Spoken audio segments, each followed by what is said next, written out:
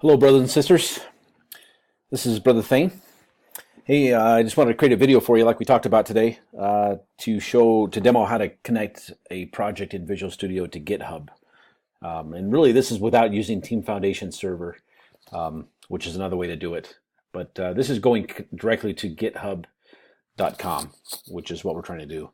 So what I'm going to do, I'm going to go ahead and create a new project in Visual Studio. So this is Visual Studio 2017. I'm just going to come up to File, New Project. And under Templates, I'm going to pick Visual C#. And I'm going to go ahead and just connect to a console app and create a console app. And we'll just call this, how about if we just call it Console Application. And then, like I mentioned today, you want to basically pick a location where you store all your projects. I've just got mine under C projects for now. And one thing you'll notice over here, if you look close, there's a checkbox to say create a new Git repository for this project. And typically you want to go ahead and do that. Everything that you create should have a Git repository that's local to your machine. And I'm going to go ahead and deselect that just to show you what to do in case you forget to do that. So I'm going to go ahead and create this, this project, this console application. And then let's talk a little bit about debugging and a couple options you have there. So here's our application. It's just a straight, simple console application. And typically I just come up here and click on debug. You can either click the play icon here, or you can come up to debug and say start debugging. And the third option is to press F5. So all three of those do the same thing. I'll just come up here and click the start button. And you'll see some output here from your build.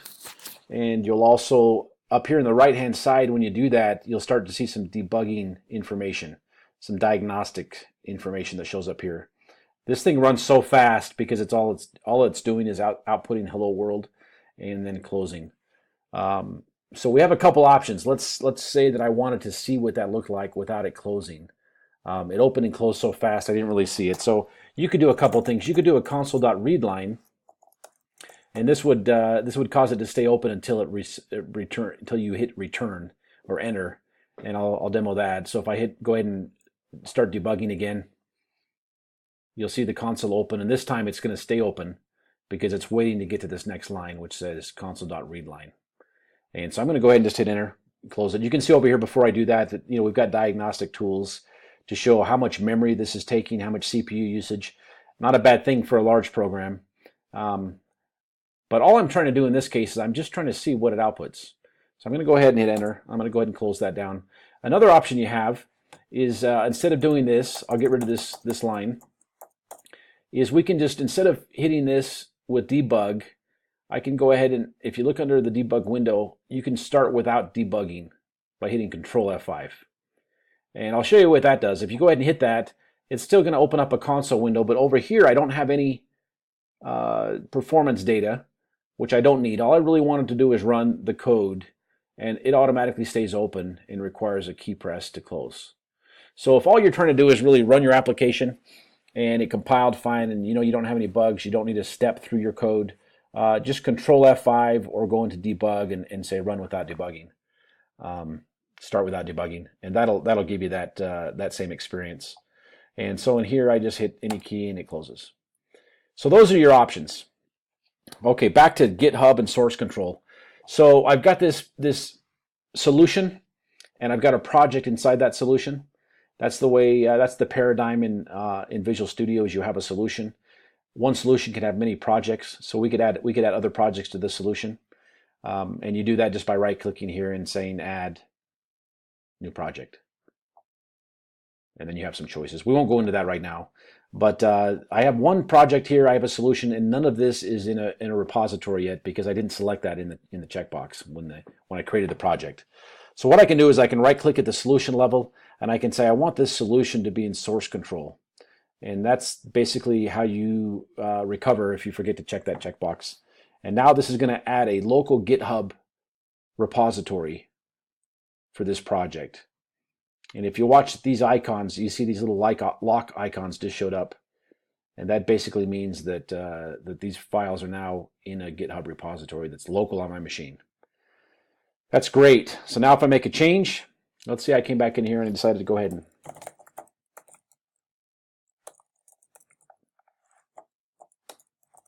add that back, and I save it. Because I'm in source control, I saw a red check there, and that means basically that there's been a change. And so if I want to add that change, I can right click on the solution and I can say commit. It'll ask me for a commit message, and I'll just say update. So I'm going to go ahead and make an update. Okay, that's great. So I've got my changes here. There's a link here called sync, and that's going to take your local GitHub repository and it's going to push it up to GitHub, your local Git repository, and push that up to GitHub. I'm not going to click that. I'm actually going to come back to home so I can show you how to get there. And I've got no changes right now because I've already checked those in. So I'm just going to go into sync. And basically what this says is I want to sync this local Git repository to a remote server. And you can see here that I haven't yet pushed to a remote repository.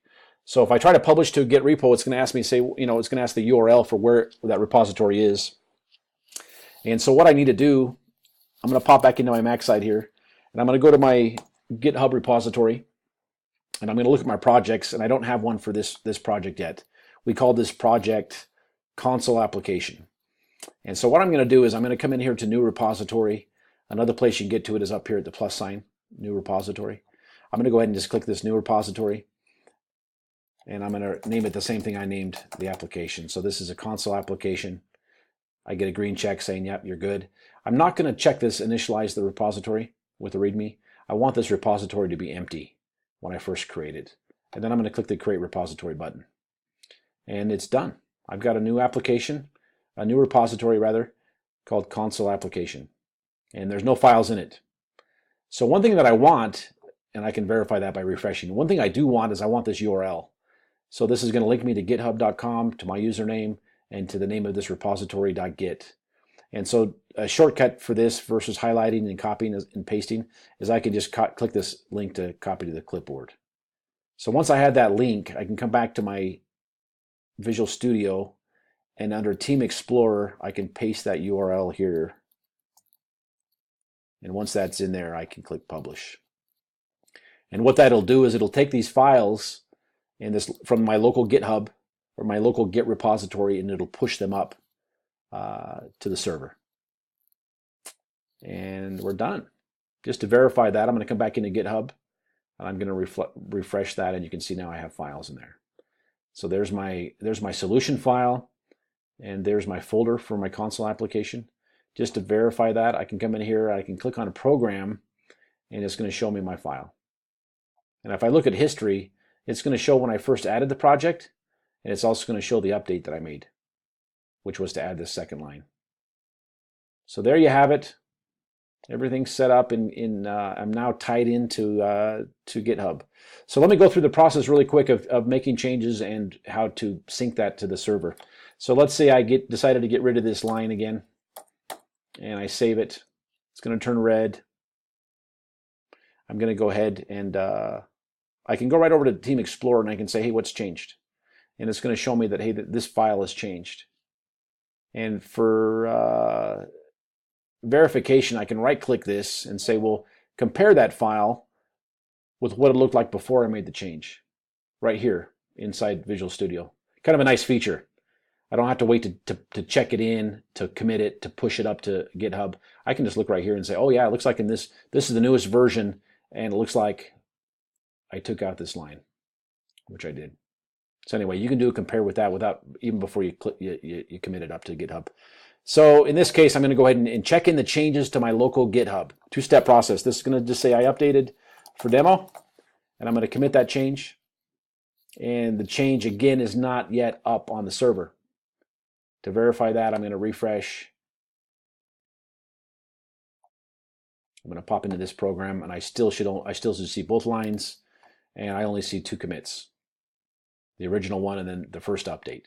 So to do that, I can either hit the sync button, or I can come in to this location and click sync, and it'll show me my outgoing commits. Sure enough, I have one called updated for demo, and if I select that and hit push, it's going to push that change up to GitHub.